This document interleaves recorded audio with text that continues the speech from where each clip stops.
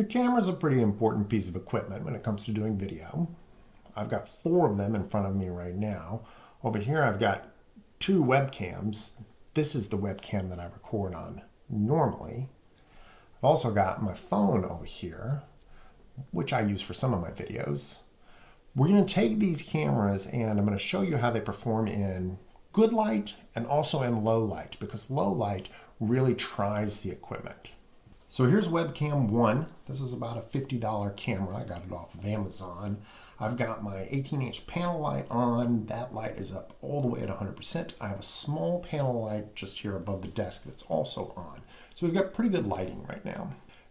This is my webcam that I use most of the time. It's a $70 Logitech webcam. I got it off of Amazon too. Works pretty well. I really like it. And this is, of course, my phone, which again is a couple of years old, not the newest model. I am using the selfie camera. The rear camera on the back of the phone is going to give better quality video, but I'm going to show you this one just because it's a good place to start. There's not a whole lot of difference in these cameras right now. The lighting's pretty good. Both of the webcams are 1080p, so they're both going to do a pretty good job. But remember this guy? Now we're just running that budget light. Again, that's about $10 worth of equipment. I've got it right over here on the side of my desk. It's bouncing off of a wall that's next to me. This is the $50 webcam. You probably notice that the image is a little bit grainier. The sensor on the camera has to adjust its sensitivity to light when there's less light. That means if you're in less light, you're going to end up with more noise in your image. You're going to end up with something that looks a little bit grainier.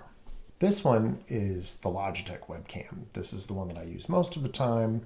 A little bit different angle as I'm turning away from the light, so you can see how the light plays a little bit differently as that angle shifts. But you're also probably seeing some of the same grain, that same noise. Again, that's because the camera has to adjust for the lower light. When you switch over to the phone, it's more of the same situation. That lower light causes the phone to have to adjust its sensitivity, and that makes things a little bit grainier. So here's kind of the worst lighting I think I can show you and still be visible. I'm being lit up right now by a blank Excel workbook. You can probably tell looking at the image that the camera is having to work pretty hard to expose it as best it can. The same thing is happening over here on the phone. The image quality is just really suffering because of the lack of light. This is back on my Logitech webcam with the full light, and I'm showing you this one more time to give you a comparison between it and the rear camera on my phone. Now, this camera is a better camera than the selfie cam, the front-facing cam. 2 things to remember. Use the rear camera if you can, and don't forget to wipe the lens off. Phones go into a lot of different places. We grab them from a lot of different angles. It's very easy to get the lens smudged. If the lens is smudged, your video quality is going to be shot anyway. So don't forget to clean it off. Okay, one last thing about phones. You can get a cool little tripod like this, or you can prop them up against some books, cardboard box. You can use a pop socket if you have one on your phone and you can hook it on something.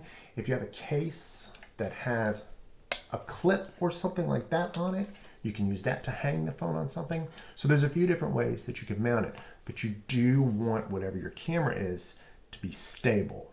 Unless you're doing one of those run and gun walking selfie type videos. Those are cool too. So what else do you have questions about? Let me know. And we'll be back tomorrow to talk about how to actually hit record.